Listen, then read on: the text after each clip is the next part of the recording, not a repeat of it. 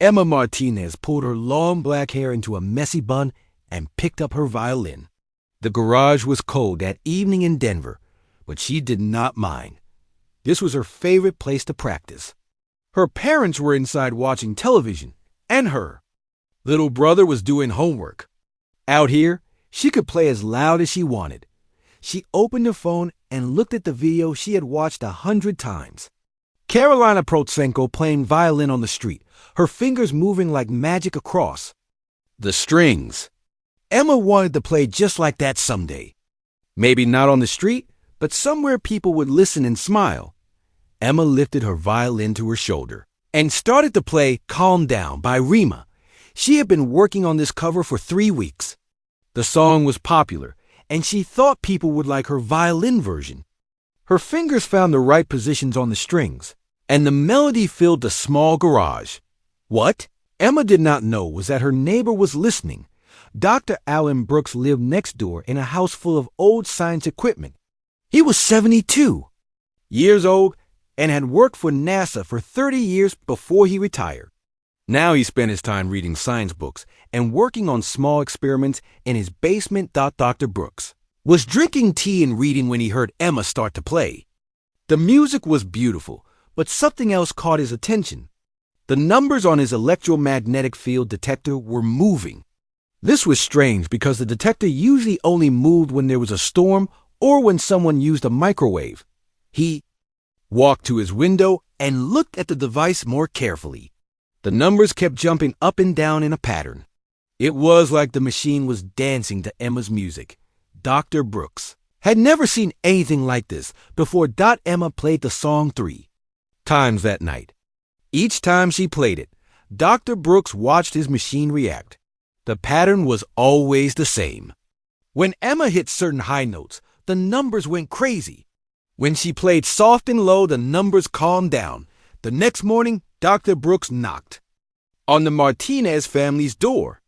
Emma's mother, Rosa, opened it with a smile. "Good morning, Dr. Brooks. How can I help you?"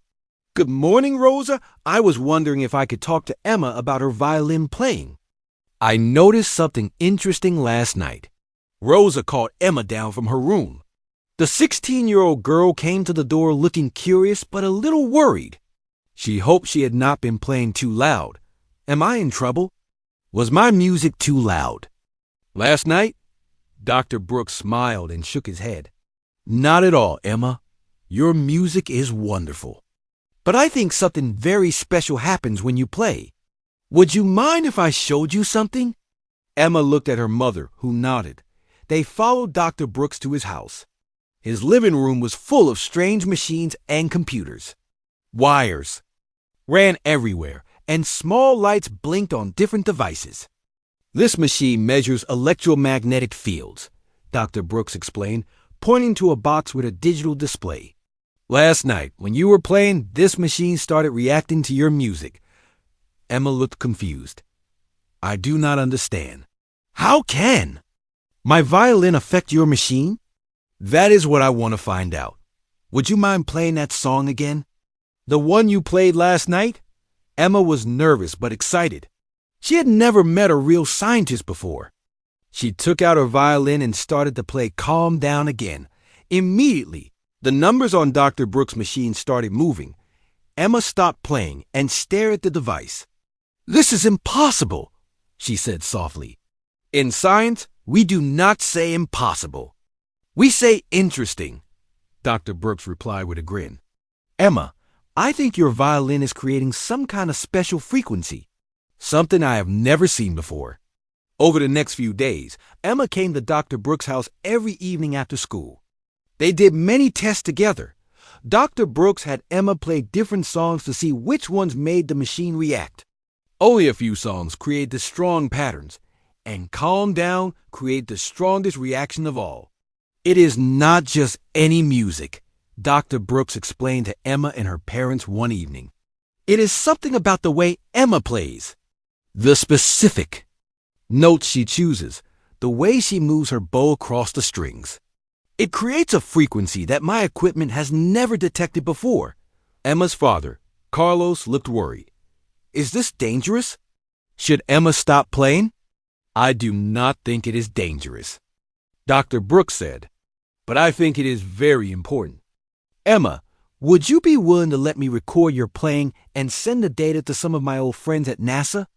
Emma agreed, though she was not sure why this was such a big deal. She just wanted to play music and maybe become famous on the internet. Like Karolina Protsenko, Dr. Brooks sent the recordings and data to his friend Dr. Patricia Wells at NASA. 2 days later, Dr. Wells called him back, and she sounded very excited. Alan, where did you get these readings?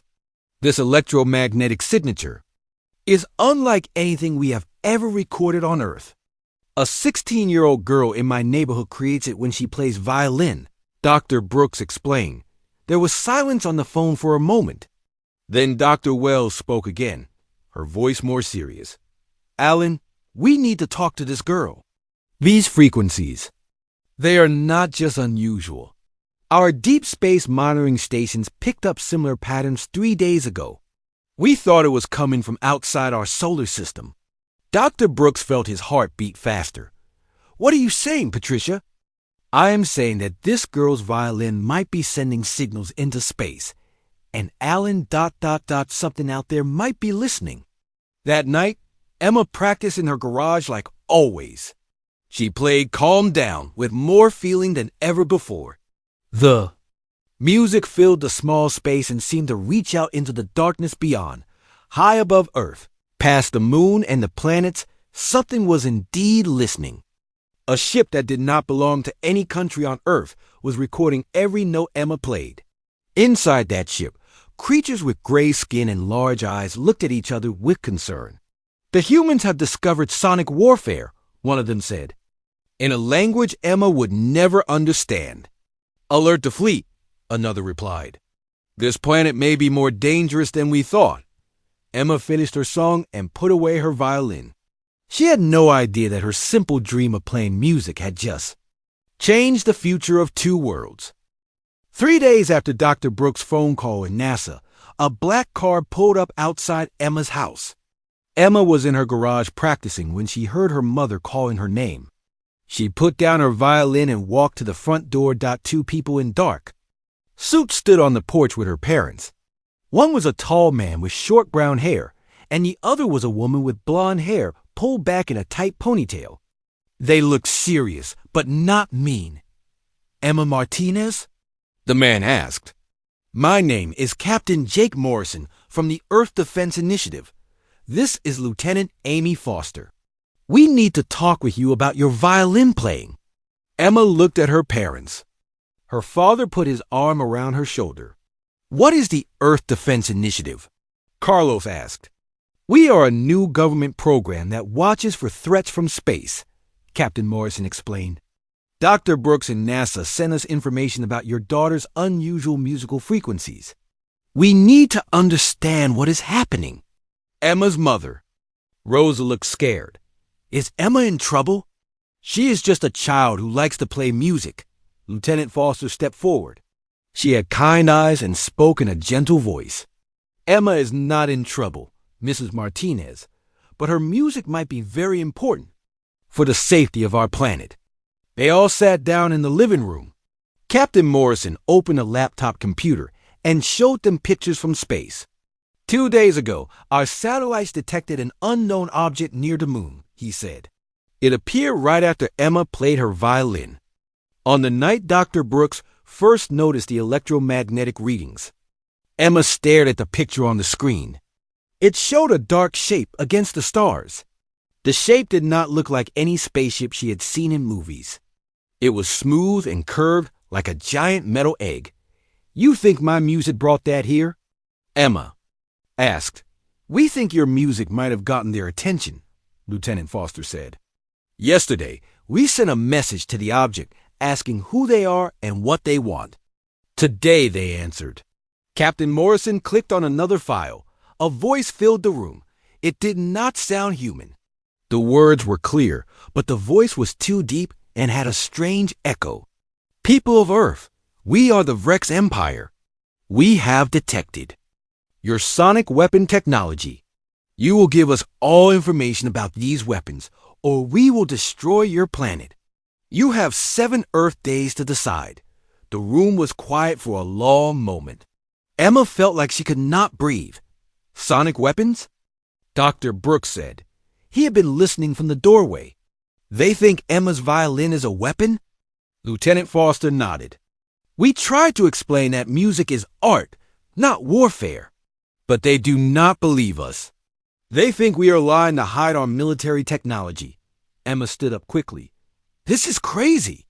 I just play music because I love it. I do not know anything about weapons. Captain Morrison closed his laptop. We believe you, Emma, but the aliens do not understand human culture. To them, any sound that can affect their technology must be a weapon. What kind of technology? Dr. Brooks asked. Lieutenant Foster pulled out a tablet and showed them more data. Based on our analysis, the Vrex seem to use some kind of neural implants. These implants might be sensitive to certain sound frequencies. When Emma plays specific notes, it could interfere with their brain systems.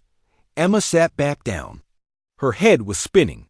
So my violin hurts them. We do not know if it hurts them, Captain Morrison said. But it definitely affects them in some way. And they are afraid of it. Rosa grabbed her daughter's hand. What do you want Emma to do? Right now, we just want to understand more, Lieutenant Foster said. We have a safe facility where Emma can play her violin while we monitor everything. We need to learn exactly how her music creates these frequencies. And if we refuse? Carlos asked. Captain Morrison looked uncomfortable. The aliens gave us 7 days. If we do not give them what they want, they said they will attack Earth. We need to find a way to communicate with them, and Emma's music might be the key. Emma looked at her family. Her parents looked scared, but Dr. Brooks seemed excited. Emma, Dr. Brooks said, what you can do is amazing. You might be the only person on Earth who can make sounds that reach across space to other worlds. But I do not want to be part of a war, Emma said. I just want to play music and make people happy. Lieutenant Foster sat down next to Emma. We do not want a war either. But right now, the Vrex think your music is a weapon. Maybe if we can show them that it is art, they will understand. Maybe your music can bring peace instead of war. Next morning, Emma and her family drove to a government facility outside Denver. The building looked normal from the outside, but inside it was full of computers and scientific equipment. Emma was given a room with perfect acoustics where she could play her violin.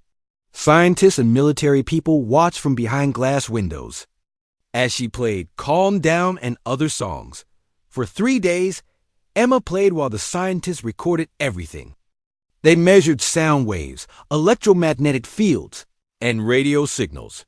Dr. Brooks worked with the team to understand exactly what made Emma's music so special. On the 4th day, Lieutenant Foster came to Emma with news. We sent the Vrex a recording of you playing classical music. We explained that millions of humans play music for joy, not for war. We told them that you are just a teenager who loves violin. What did they say? Emma asked. Lieutenant Foster looked sad. They said we are still lying. They think the recording is fake. They want to see the weapon technology in person. So what happens now? Captain Morrison entered the room. More Vrex ships appeared near Mars yesterday. They are getting ready to come to Earth. We have 3 days left. Emma put down her violin. What if I talk to them myself? What if I played music live so they could see I'm just a normal person? That might be very dangerous, Captain Morrison said. Everything is dangerous now, Emma replied. But maybe if they see me playing, they will understand that music is not about fighting. It is about feeling. Dr. Brooks smiled. Emma, you might be the bravest scientist I have ever met. I am not a scientist, Emma said. I am just a girl with a violin. Sometimes, Lieutenant Foster said, that is exactly what the world needs. Outside, the Vrex ships moved closer to Earth, their weapons ready. But they did not know that the human they feared was just a 16-year-old girl who wanted nothing more than to share the beauty of music with the universe. Emma woke up in her small room at the government facility. It had been a week since she left home, and she missed her family. Her parents visited every day, but it was not the same as sleeping in her own bed. Dr. Brooks knocked on her door. Good. Morning, Emma. Are you ready for another day of tests? Emma picked up her violin case. I guess so. But Dr. Brooks, I still do not understand how my music does what it does. Come with me, Dr. Brooks said. I want to show you something that might help. They walked to a new room Emma had never seen before. Inside, there were dozens of computers and a large screen on the wall. Lieutenant Foster was there with several other scientists. Emma, Dr. Brooks said, we think we finally understand what makes your music special. He pointed to the screen, which showed colorful wave patterns. When most people play violin, they create normal sound waves. But when you play, something different happens. Dr. Brooks clicked a button and the waves on the screen change. Your violin creates what we call quantum harmonics. The strings vibrate in a way that affects tiny particles called quantum fields. Emma stared at the screen. I do not understand quantum anything, Lieutenant Foster smiled. Think of it like this. Normal music is like throwing a stone in a pond. It makes ripples that spread out and then stop. Your music is like throwing a magic stone that makes ripples in ponds you cannot see. These invisible ripples can travel very far, even to space. And the aliens can feel these ripples in their brains? Emma asked. Exactly, Dr. Brooks said. The Vrex have cybernetic implants in their heads. These implants help them think faster and fight better. But your quantum harmonics interfere with how these implants work. Emma sat down in a chair. So I really am hurting them? We do not think you are causing pain, Lieutenant Foster said. But you might be causing confusion. Imagine if someone kept changing the channel on a television in your head. That is probably what the Vrex feel when you play. Captain Morrison entered the room looking worried. We have a problem. The president wants to use Emma's music as a weapon against the Vrex fleet. Emma stood up quickly. No, I will not let you turn my music into something that hurts people. The Vrex are not people, Emma, Captain Morrison said. They are aliens who want to destroy Earth. They are still alive beings, Emma replied. Music should bring joy, not pain. I will not play if you want to use my violin to hurt anyone. Dr. Brooks put his hand on Emma's shoulder. Emma is right. If we use her music as a weapon, we become no better than the Vrex. Lieutenant Foster looked at the data on the screens. There might be another way. Emma, what if your music could help us communicate better with the Vrex instead of fighting them? How? Emma asked. The interference your music causes might not be permanent, Lieutenant Foster explained. What if it temporarily disables their military implants, but leaves their natural thinking alone? For a few minutes, they might be able to feel emotions they have forgotten. Captain Morrison shook his head. That sounds very dangerous. What if it makes them angrier? What if it makes them remember what they used to be before they became a military empire? Dr. Brooks suggested. Emma thought about this. You mean my music might help them remember how to feel happy or sad or peaceful? It is possible, Lieutenant Foster said. But Emma, if we try this and it does not work, the Vrex might attack immediately. You will be putting yourself and everyone on Earth at great risk. Emma walked to the window and looked up at the sky. She could not see the alien ships, but she knew they were out there, waiting. Lieutenant Foster, Emma said, do you think the Vrex have music? I do not know. Why do you ask? Because every culture on Earth has music. People in Africa have drums. People in Asia have flutes. People in Europe have violins. Music is how humans express feelings that words cannot say. Dr. Brooks nodded. That is a very wise observation, Emma. What if the Vrex used to have music too, but they forgot it when they became soldiers? Emma continued. What if my violin can remind them? Captain Morrison received a call on his radio.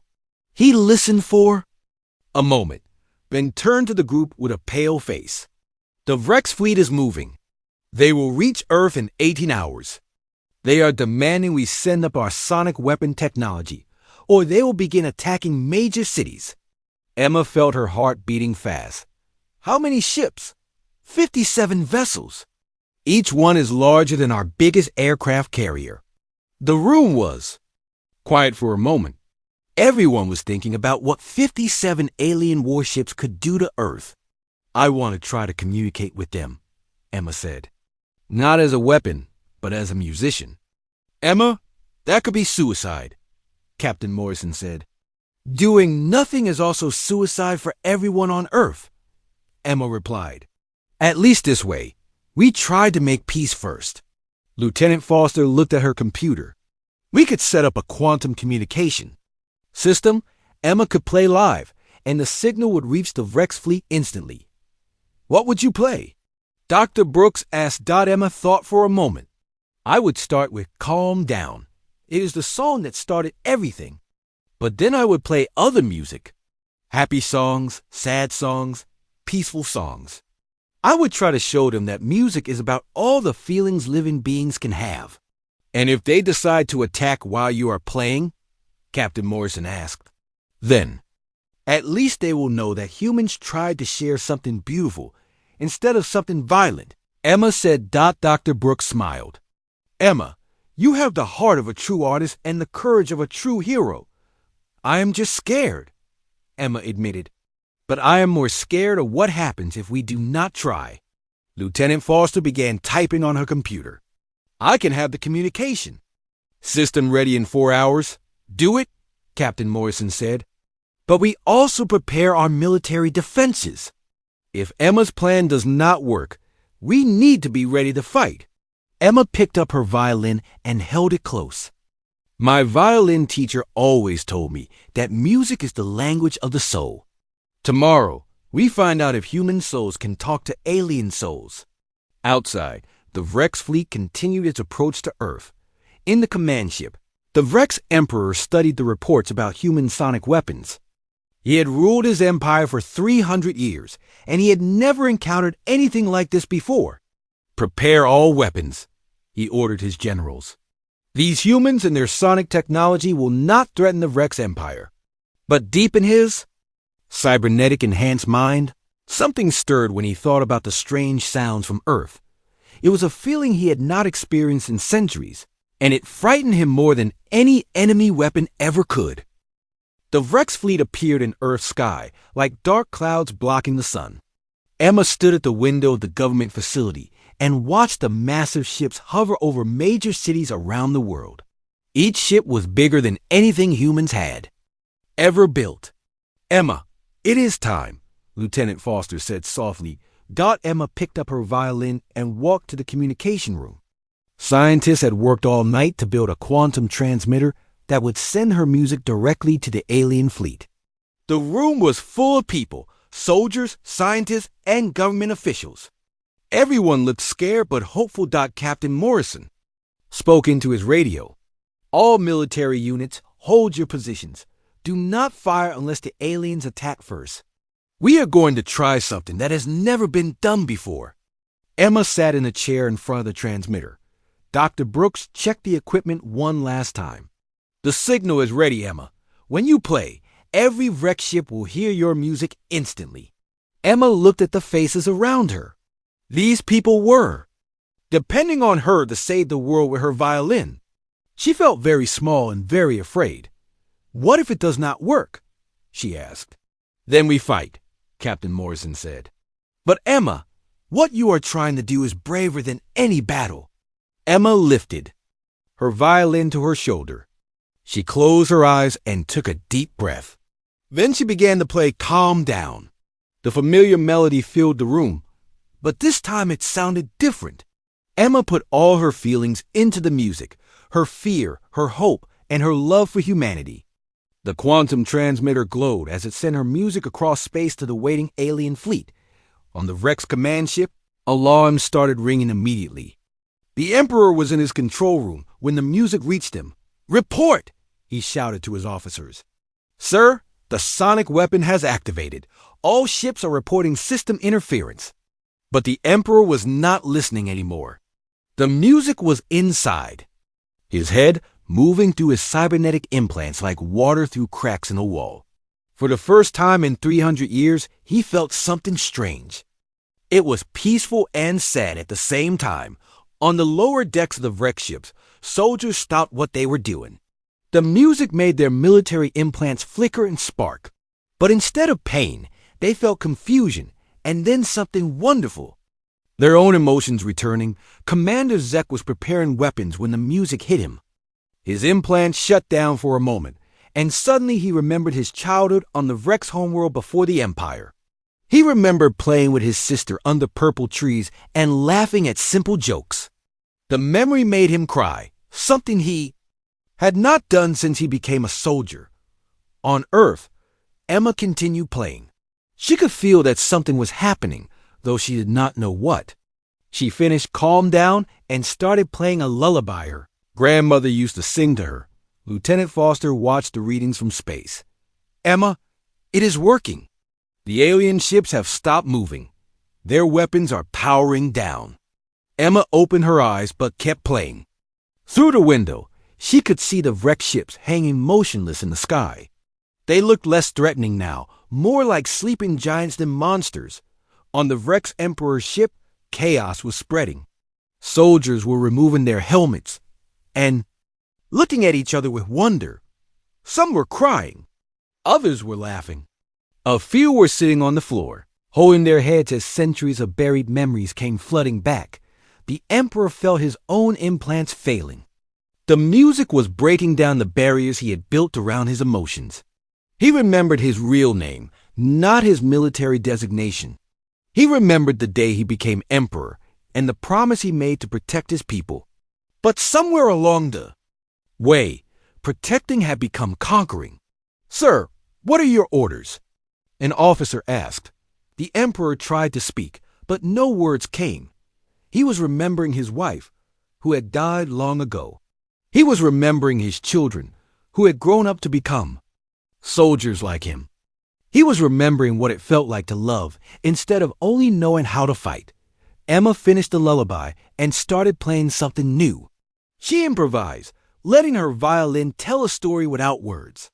The melody spoke of lonely nights and warm hugs, of losing something precious and finding hope again. Commander Ben Carter was leading Earth's defense forces from a military base in Colorado. He watched his radar screens as the alien ships remained motionless. Sir, should we attack while they are confused? One of his officers asked. No, Commander Carter said. Let the girl finish her song. On the wreck ships, something extraordinary was happening. Soldiers were talking to each other instead of just following orders. They shared memories of their home planet and families they had not thought about in years.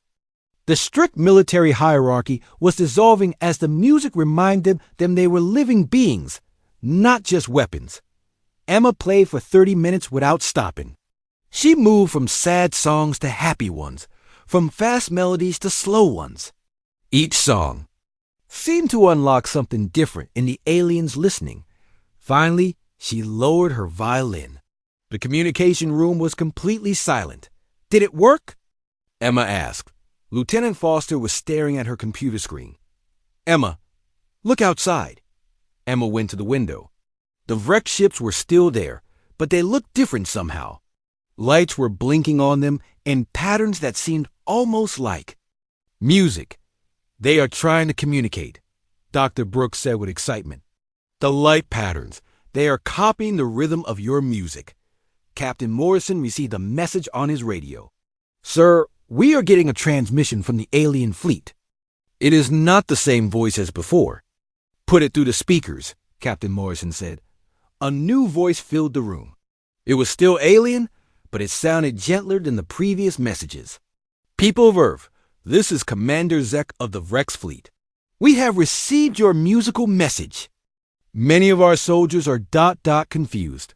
The music has affected our implants in ways we did not expect. Emma stepped forward. We did not mean to hurt anyone. Music is how humans share feelings. Feelings, Commander Zek repeated the word slowly. We have forgotten this concept. Our emperor is unable to give orders right now. He is experiencing what you call emotions for the first time in centuries. Is that bad? Emma asked. I do not know, Commander Zek answered honestly. But I remember now why we left our home planet so long ago. We were running from pain. We thought becoming emotionless soldiers would make us strong. But your music shows us that we lost something important. Emma looked at the people around. They were all listening with hope in their eyes. Commander Zek, Emma said, would you like to hear more music? I know many songs about different feelings. Some are about being happy, some about being sad, and some about learning to feel okay again. There was a long pause. Then Commander Zek spoke again. Yes, human child. We would like to learn about feelings again. But our emperor may not agree. He is very old and very angry about what your music has done to him. Emma picked up her violin again. Then maybe he needs to hear the most important song of all. What song is that? Commander Zek asked. Emma smiled. A song about forgiveness. The largest wreck ship began to move toward Earth. It was 3 times bigger than the other vessels and looked like a floating city made of dark metal.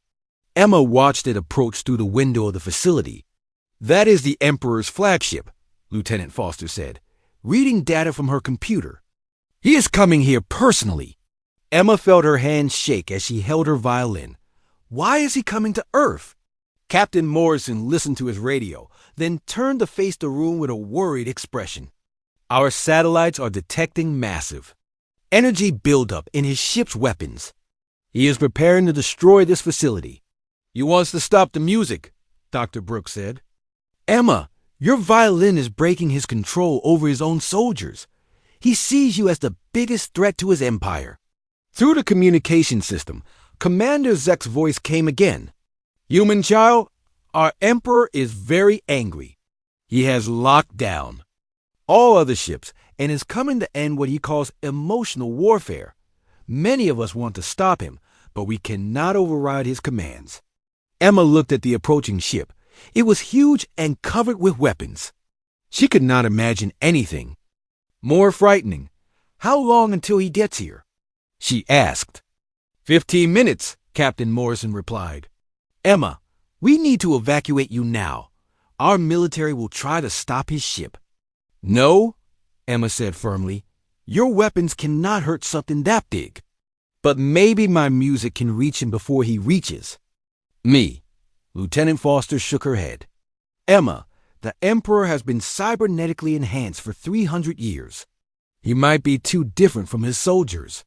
Your music might not affect him the same way. Then I have to try something stronger, Emma said. She lifted her violin and began to play, but this time she did not play any song she knew. Instead, she played from her heart. The melody was about a little girl who loved music, who dreamed of making people happy with her violin. It was about her family, her home, and her hope that different people could understand each other. The music flowed through the quantum transmitter and reached the Emperor's ship. In his private chambers, the Emperor was strapping on his battle armor when the new melody hit him. This music was different from before. It was not just affecting his implants, it was reaching deeper, the parts of his mind he had thought were completely gone. He stopped putting on his armor and sat down heavily in a chair. The Emperor's real name was Thane. He had not thought of that name in 2 centuries. He was born on a beautiful planet with crystal lakes and singing birds. His people had been peaceful. Once, focused on art and science and family. Then the war came. Other species attacked his homeworld, wanting to take its resources. Thane's people fought back, but they were not warriors. They lost their planet and became refugees in space. To survive, they changed themselves. They added machines to their bodies to make them stronger and smarter. They trained their children to be soldiers instead of artists. They built a mighty fleet and conquered other worlds, telling themselves they were just protecting themselves. But somewhere in all that conquering, they had forgotten what they were protecting. They had become the very thing that destroyed their home, a species that took what others had built. Emma's music was reminding Thane of his sister, who had painted beautiful pictures before the war. It reminded him of his first wife, who had sung lullabies to their children.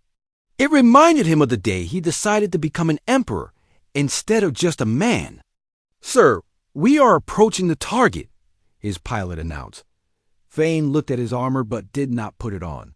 Instead, he walked to the window of his ship and looked down at the small blue planet below. It was beautiful, like his homeworld had been. "Sir, should we fire?" his weapons officer asked. Thane could not answer. The music was getting stronger, and with it came a flood of memories and feelings he had spent centuries trying to forget. He remembered holding his children when they were babies. He remembered laughing with his friends. He remembered what it felt like to love instead of just conquer. On Earth, Emma continued playing. Sweat ran down her face from the effort, but she did not stop. She could feel something happening, though she did not know what. "Emma, the Emperor's ship has stopped moving," Captain Morrison said. "It is just hovering above us." "The weapons are still charging," Lieutenant Foster added, "but they have not fired." Emma played louder, putting every bit of strength she had into the music. She thought about her parents, about Dr. Brooks, about all the people on Earth who just wanted to live in peace. She thought about the wreck soldiers who had remembered how to feel because of her music in his ship. Thane was crying. He had not cried since he was a child, before the machines were put in his brain. The tears felt strange on his face, but also good, like washing away years of dirt. "Sir, the other ships are trying to communicate with us," his pilot said. "Commander Zek wants to know your orders." Thane looked at his weapons control panel. One button would destroy the facility below and end the strange music forever. His empire would continue, and his soldiers would go back to being emotionless warriors. But he thought about his sister's paintings and his wife's songs. He thought about the children on Earth who probably played music just like Emma. He thought about what his people had lost when they chose war over art. "Sir?" the weapons officer asked again. Emma finished her improvised song and immediately started another one. This time she played Amazing Grace, a song about forgiveness and second chances. She did not know if the aliens would understand the words, but she hoped they would feel what the music meant. The melody reached Thane just as he was about to give the order to fire. The song spoke of redemption, of finding your way back home after being lost for a long time. It spoke of mercy and hope and the possibility that even the worst mistakes could be forgiven. Thane's hand moved toward the weapons controls, but then stopped. He thought about Emma, a young girl who was risking her life to share beauty with the universe. He thought about his soldiers, who were remembering how to laugh and cry because of her music. "Sir, your orders?" the pilot asked one more time. Thane stood up and walked to his communication panel. His voice shook as he spoke to his entire fleet. "All ships, this is your Emperor. Power down all weapons immediately." "Sir, are you certain?" Commander Zek asked. "I am certain," Thane said. "I want to talk to the human child who plays music. I want to understand what we have forgotten." On Earth, Emma lowered her violin and smiled. She did not know what the Emperor had decided, but she could feel that something important had changed. The air felt lighter somehow, full of possibility instead of fear. "Emma," Dr. Brooks said with wonder in his voice, "I think you just did something no army could do. I think you just conquered an empire with nothing but music." Emma looked up at the alien ships hanging peacefully in the sky. "I did not conquer anyone, Dr. Brooks. I just reminded them how to feel." The Emperor's ship landed in a field near the government facility. It was the first time a wrecked vessel had touched Earth's surface. Emma watched from the window as a door opened in the massive ship and a figure walked out. The Emperor looked different from what Emma had expected. He was tall and thin, with gray skin and large dark eyes. But what surprised her most was that he looked sad and tired. Not angry and frightening, Captain Morrison spoke into his radio. All units, hold your positions. Do not point weapons at the Emperor unless he becomes hostile. Emma picked up her violin case. I want to meet him. Emma, that could be very dangerous, Lieutenant Foster said. Everything we have done has been dangerous, Emma replied. But it worked. His soldiers remember how to feel now. Maybe he does too. Dr. Brooks smiled. Emma, you have taught us all something important. Sometimes the bravest thing to do is trust in the power of art.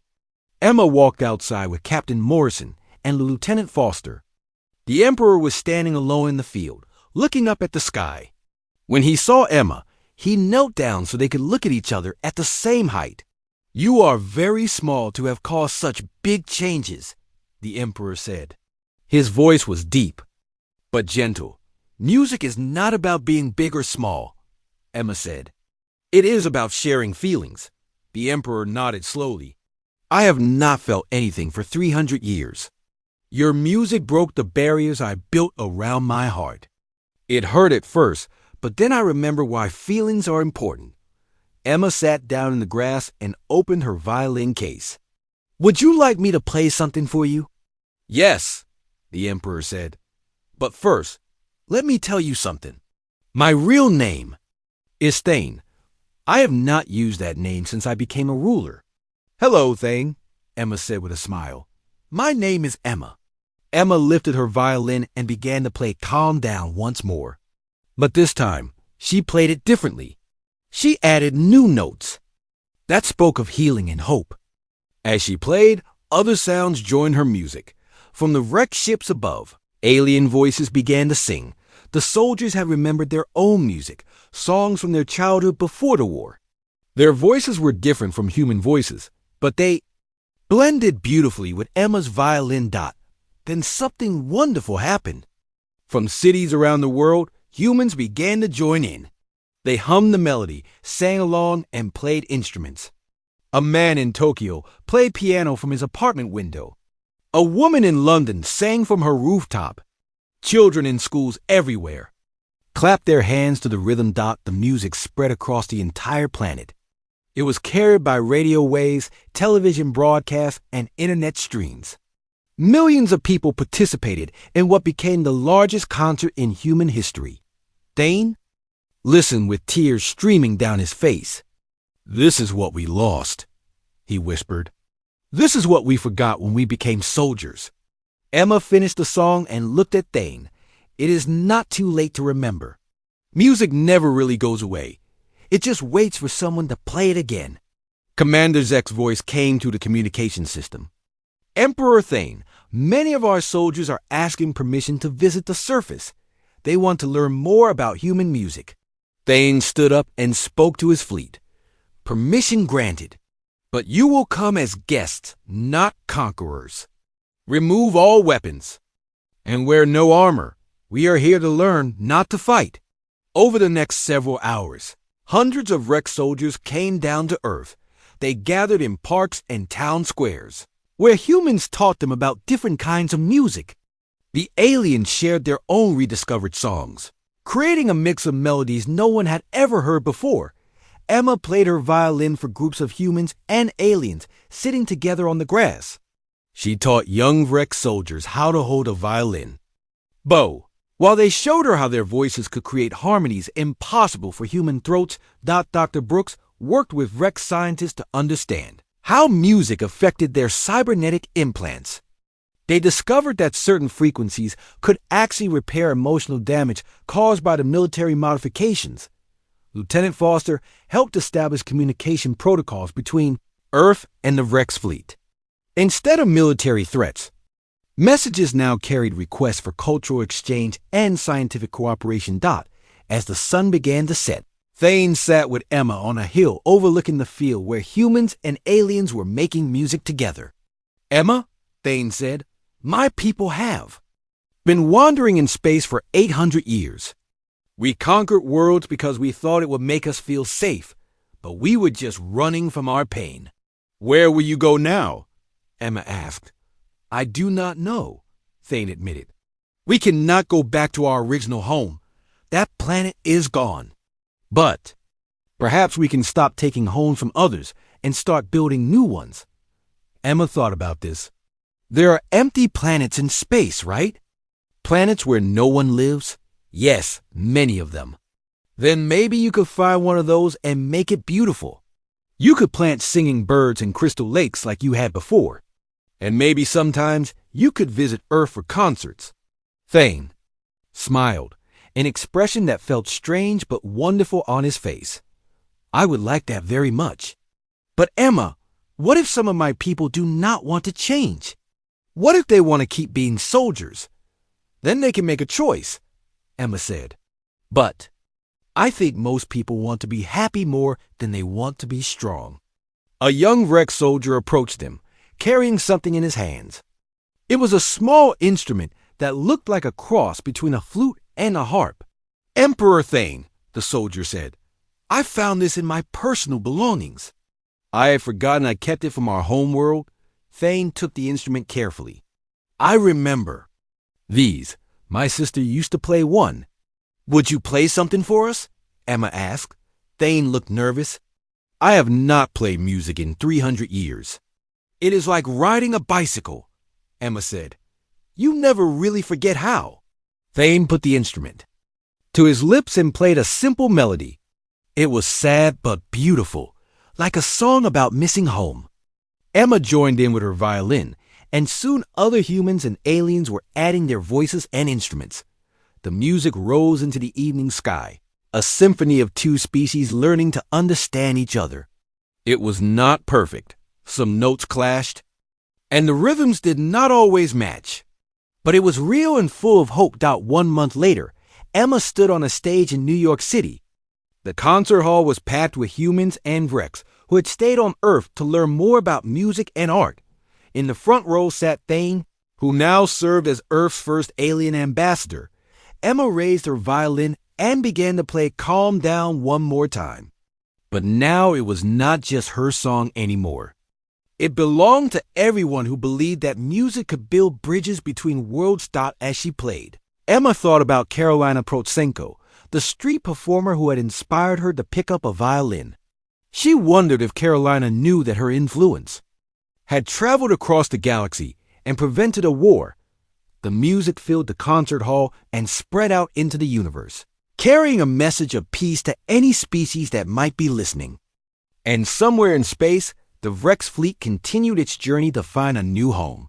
Their ships now carrying musical instruments alongside their weapons. Emma finished her song and smiled at the mixed audience of humans and aliens. She had started as a girl who just wanted to play violin covers in her garage. Now she was a bridge between two worlds, proving that sometimes the smallest voices could sing the loudest truths. The universe was vast and full of wonders, but tonight it felt a little more harmonious than before.